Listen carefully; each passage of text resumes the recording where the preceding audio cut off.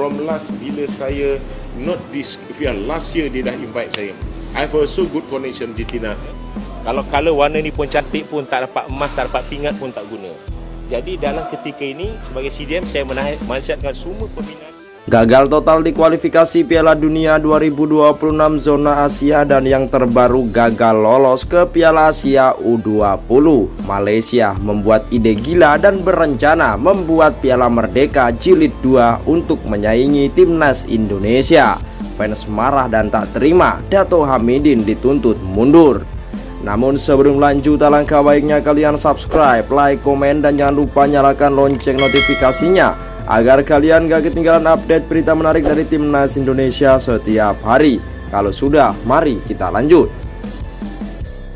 Kualifikasi Piala Asia U20 2025 China telah usai digelar dengan beberapa tim sudah dipastikan lolos ke putaran final Piala Asia U20 2025. Indonesia dan juga Thailand menjadi wakil Asia Tenggara untuk berkompetisi di laga paling bergengsi di kelompok umur tersebut.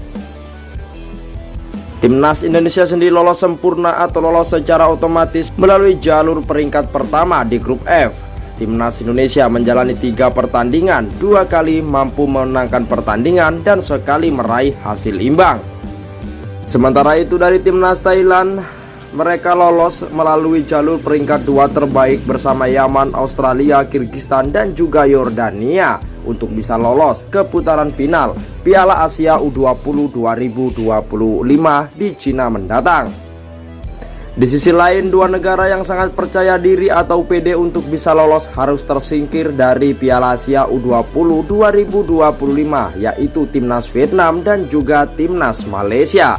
Terlebih lagi, timnas Malaysia yang sebelumnya berkoar-koar dengan sombongnya usai mampu mengalahkan tim kuat Oman U20 di laga perdana, harus takluk dan harus angkat koper dari Piala Asia U20 dan hanya mampu bisa menduduki peringkat keempat klasemen akhir kualifikasi Piala Asia U20 2025 China. Timnas Malaysia mampu memenangkan pertandingan di pertandingan perdana menghadapi Oman lalu meraih hasil imbang saat menjamu Korea Utara. Lalu di laga ketiga, timnas Malaysia harus takluk dari Tajikistan dengan skor 1-0. Di laga terakhir mereka tanpa diduga harus meraih hasil imbang saat menghadapi Sri Lanka. Tentu saja hal ini membuat pasukan Harimau Malaya Muda angkat koper atau pupus harapan untuk bisa ke Piala Asia U20 2025 di Cina mendatang. Oleh karena itu, timnas Malaysia yang gagal lolos ke Piala Asia U20 2024 pun merasa iri dan seperti sakit hati kepada Indonesia. Pasalnya Indonesia merupakan salah satu rival terberat mereka yang harusnya mereka bisa menyaingi. Namun nyatanya di Piala Asia kali ini mereka tak ikut berpartisipasi, dan itu artinya mereka selangkah di belakang timnas Indonesia. Bahkan ketua dari Federasi Sepak Bola Malaysia FAM Dato Hamidin pun mengatakan bahwasanya dirinya akan membuat Piala Merdeka Jilid 2 yang sebelumnya Piala Merdeka mampu mereka menangkan beberapa waktu lalu, demi untuk bisa menyaingi timnas Indonesia yang kini tengah dalam progres positif dalam perkembangan sepak bolanya. Ya, kita tak dapat apa-apa kali ini. Malaysia benar-benar terpuruk dan kita harus membuat sesuatu agar perkembangan sepak bola kita bisa maju ke depannya. Piala Merdeka bisa jadi alternatif terbaik, kata Dato Hamidin saat dihadapkan oleh beberapa wartawan setelah pertandingan Malaysia beberapa waktu lalu.